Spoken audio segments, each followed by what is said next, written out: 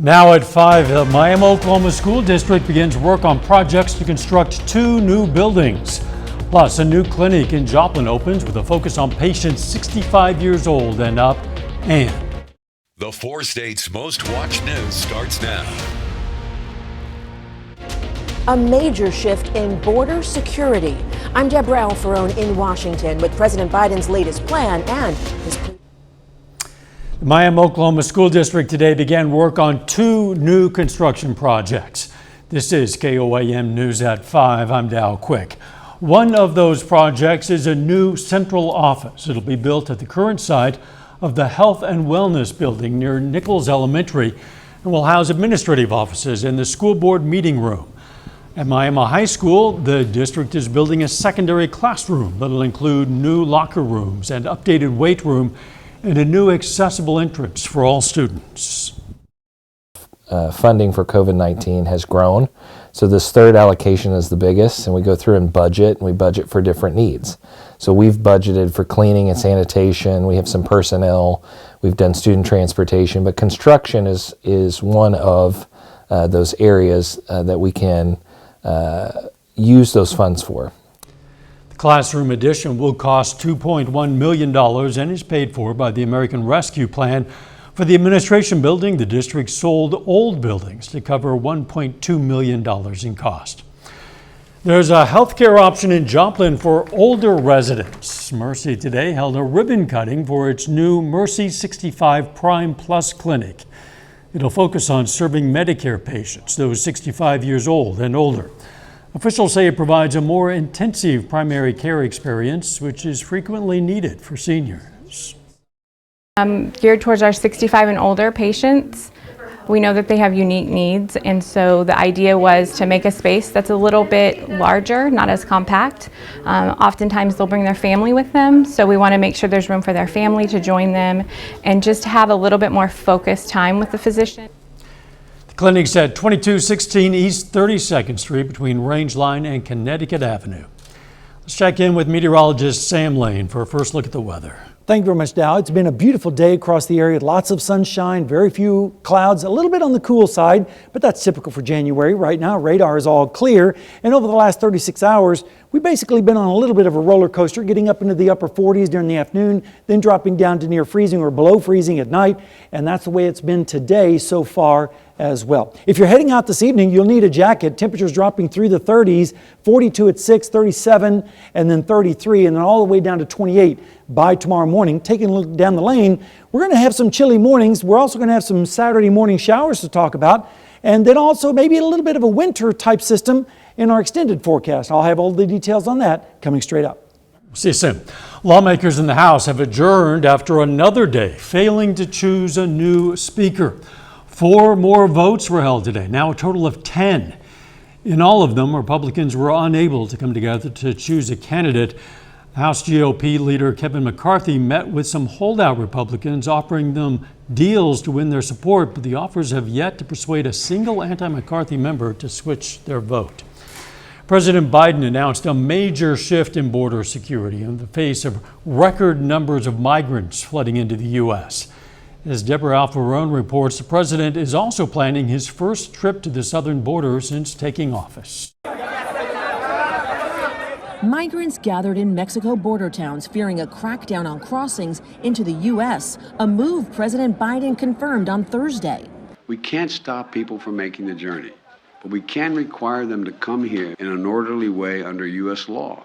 The new policy says migrants crossing illegally from Nicaragua, Cuba, and Haiti will be immediately expelled to Mexico, a policy that already applies to Venezuelans. Instead, the U.S. will accept 30,000 people a month from those 4 countries if they apply through a legal process and have a financial sponsor in the U.S. So the message is clear. Individuals should stay where they are and apply for these processes from there.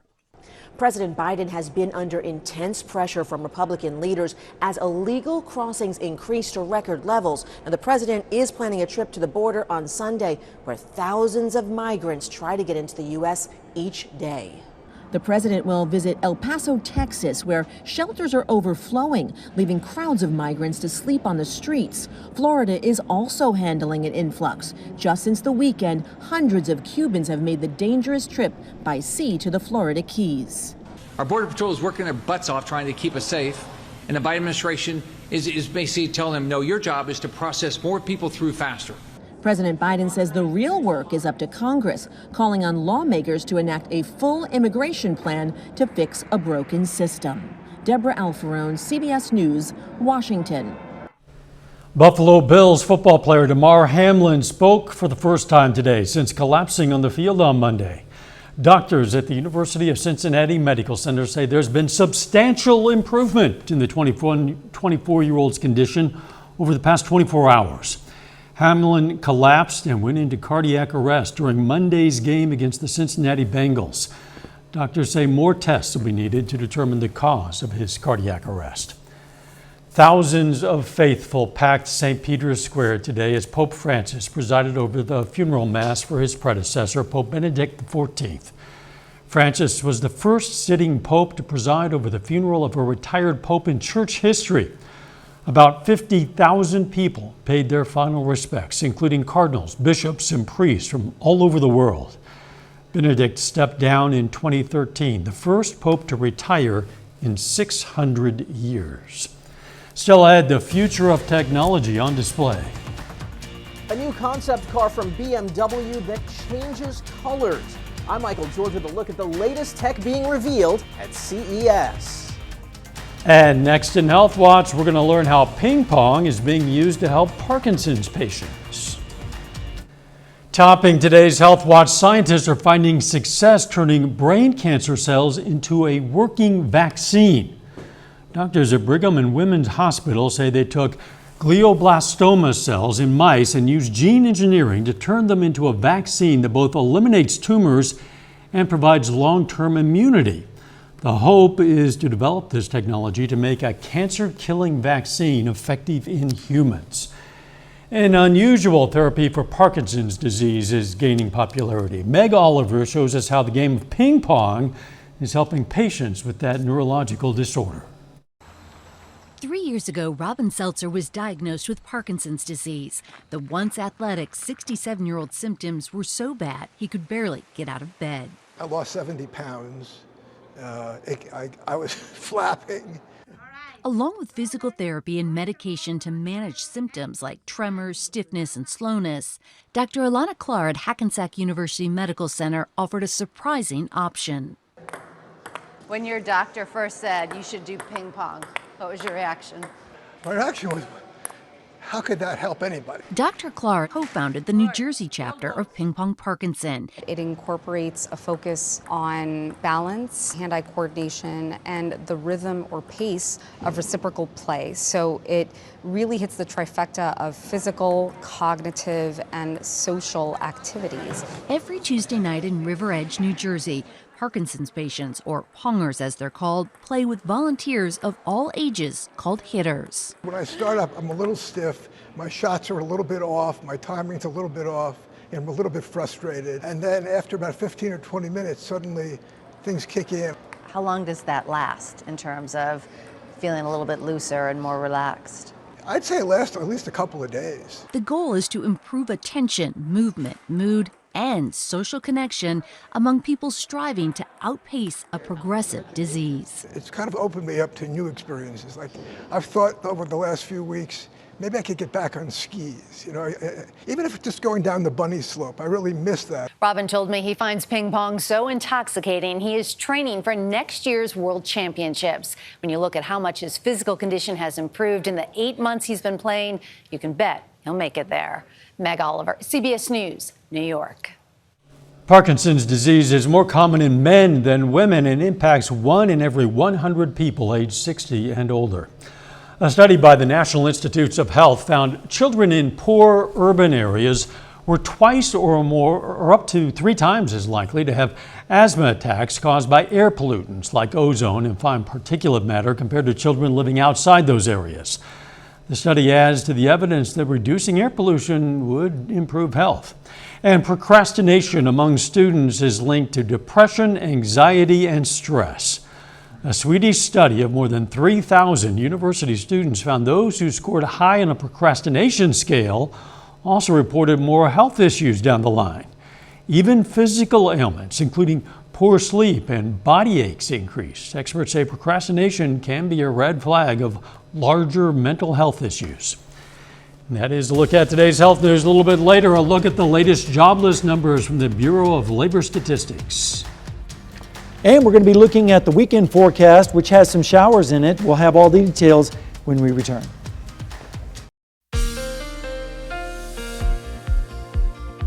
Well, what a beautiful January day we have had across the 4 states with lots of sunshine and pleasant temperatures for this time of year.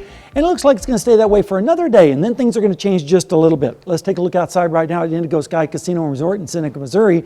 Clear skies, wall to wall there down in Seneca. And we also had some nice weather on Tuesday.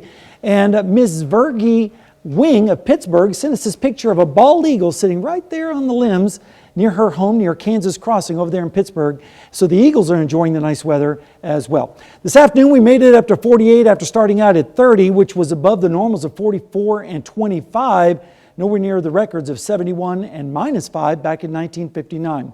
Satellite view shows that big spiraling storm over Iowa now starting to finally move away from us in towards the Great Lakes. But notice back towards the west, we have another system developing across the Rocky Mountains. That's the system that really hit California hard yesterday. And yet there's another storm right behind that one. The California storm yesterday has now been pulled up into British Columbia. But here's the next one that's in line. And there's a series of storms in the Pacific Ocean that's going to be pummeling California for quite some time. But they need the rainfall, that's for sure, as well as the snowpack. No snow in our area. Instead, we're going to see temperatures this evening in the 40s as they are right now. 50 in Veneta, also down in Grove and Jay. A little bit cooler up to the north in Iola, where they're currently sitting at 45. Temperatures over the last 24 hours, they're generally right about where they were last night at this time. Maybe a little bit warmer down in Oklahoma. But temperatures are going to be pretty nice all evening long. Dew points are in the teens and 20s, which is pretty dry air, and that's going to allow the temperatures to really fall tonight as we see the sun going down. 45 degrees in Joplin with a west-northwest wind at 8, so it makes it feel a little bit cooler out there at 41. The dew point is 24, and the humidity is at 44% with the pressure currently steady. Rain chances over the next 36 hours, not really a whole lot up until we get into tomorrow night into Saturday morning. That's when the rain chances really start to increase across our area. So tonight, we're going to see mostly fair skies. There will be a warm front move through the area on southerly winds with lows generally in the 20s to around 30 degrees. Then as we go through the day tomorrow, increasing clouds on south winds with highs in the 50s across our area, some upper 40s too. And then as we go through Friday night into Saturday morning, that's when we're going to see this warm front and system move across our area, spreading some showers from northern parts of our region over into the northwest part of Missouri. And then as we go through Saturday morning, a cold front will sweep through, dropping temperatures back behind it on northwesterly winds, dropping us down into the 20s as we head into Sunday morning with northwesterly winds, bringing in some drier air.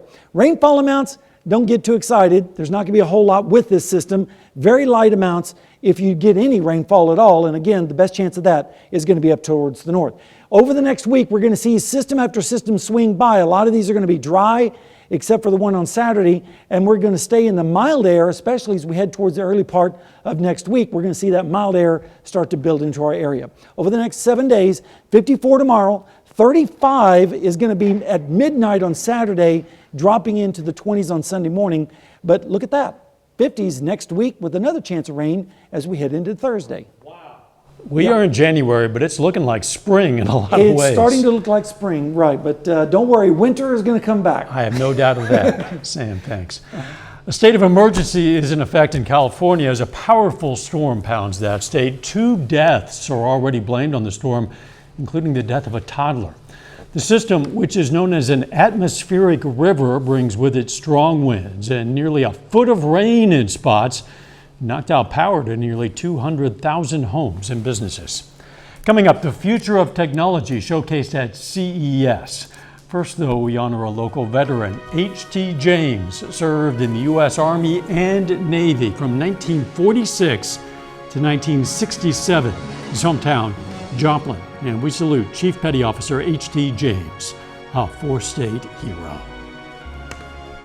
Topping today's Consumer Watch, new government data shows weekly jobless claims have fallen to the lowest levels since September. The Bureau of Labor Statistics says about 204,000 people applied for first-time unemployment benefits last week. Claims for people who've received benefits for more than 1 week also dropped. Many economists have feared the Federal Reserve's inflation-fighting efforts could throw the economy into a recession and lead to massive layoffs, but at least so far, the labor market appears to be staying resilient. There are more job losses ahead for the tech industry, though. Amazon now says it's going to cut more than 18,000 jobs this year, a big increase over last year's initial announcement that around 10,000 employees would be laid off. It comes as cloud computing software company Salesforce says it'll cut more than 7,000 from its workforce. Salesforce will also be closing some offices, according to a regulatory filing. Online shopping hit record-breaking levels this holiday season. According to a new report, consumers spent nearly $212 billion from November 1st to December 31st. That's a 3.5% increase over the same period in 2021.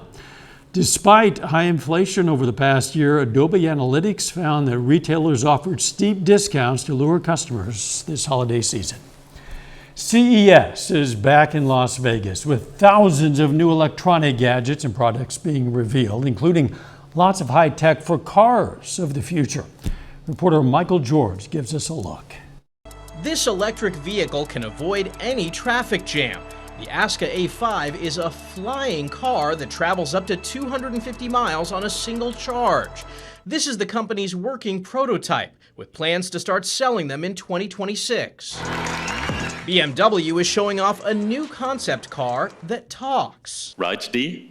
You bet, Oliver. The vehicle is called D, which stands for Digital Emotional Experience. It not only interacts with the owner, but also changes colors, thanks to a special coating. No word on when or if it will go on sale. Strollers can also drive themselves. This one from Gluckskind has AI and sensors to avoid objects and stop on its own if it gets too far away. And after a certain period, it stops it completely. Taking a stroll in these new glasses offers an augmented view of the world. The TCL Ray Neo X2 glasses can find a restaurant or show translations. L'Oreal is raising eyebrows with this high-tech device. Users take a picture of their face. The app creates a custom color, and the Brow Magic applies it right on the eyebrow. Ducky, what this? Ball. Yes, that ball. The company Fluent Pet is helping your dog talk. Pushing a series of buttons, pets can tell owners they want a bone or to go for a walk. We find that actually when dogs kind of know that they're being understood, they're no longer wondering whether it is they actually communicated what they wanted to. There's even an app that tracks what the dog desires. Michael George, CBS News, New York. General Motors is back on top as the nation's top auto seller of cars that do not fly for transporting your talking dog. That's after reporting that it sold 2.27 million vehicles in the U.S. in 2022. GM's 2.5% rise in sales last year was largely driven by purchases of gas-powered trucks and SUVs. The Detroit automaker reclaimed the crown from rival Toyota. A final check of the forecast next.